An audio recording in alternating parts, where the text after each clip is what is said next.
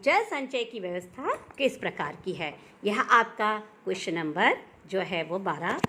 प्रकृति के द्वारा की गई जल संचय की व्यवस्था पर लेखिका की सावित्री भूमि मणि कहती हैं कि ये हिमशिखर बल स्तंभ हैं।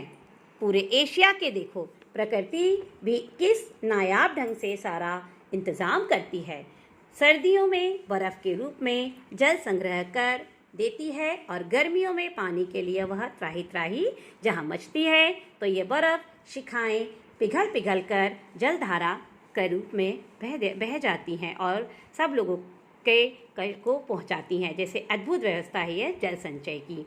तो यह प्रकृति का अद्भुत नज़ारा है बच्चों कि किस तरह से यह सर्दी और गर्मी में जल संचय की व्यवस्था की पूर्ति कर देती हैं, जल संचय की व्यवस्था करती हैं। इस प्रकार प्रकृति के द्वारा जल संचय की यह व्यवस्था है कि पहाड़ों पर जाड़े में बर्फ़ के पहाड़ बन जाते हैं और वही हिमशिखर पिघलकर नदियों के द्वारा कृषि के लोगों की और धरती की प्यास बुझाती है।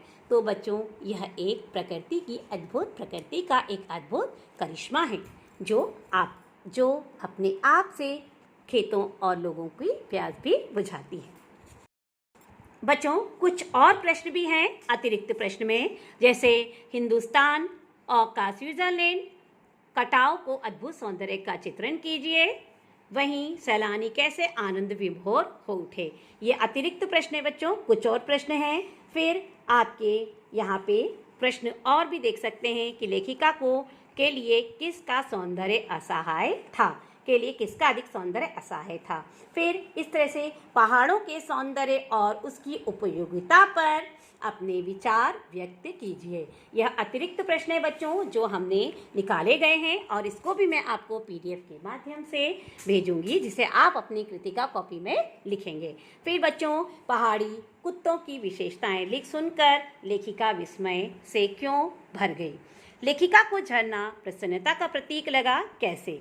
इस तरह के बच्चों अतिरिक्त प्रश्न हैं जो आपको लिखने हैं। ये कृतिका के वैल्यू बेस्ड पाठ के मूल्य पर प्रश्न है।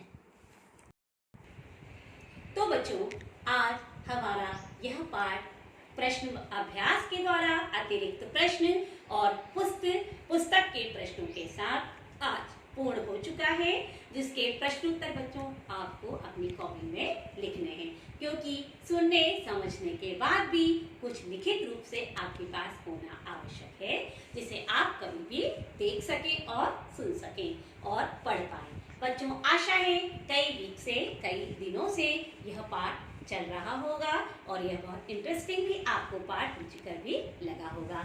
आज हमने यह पाठ साना हाथ जोड़ी पूर्णतः कंप्लीट कर चुके हैं।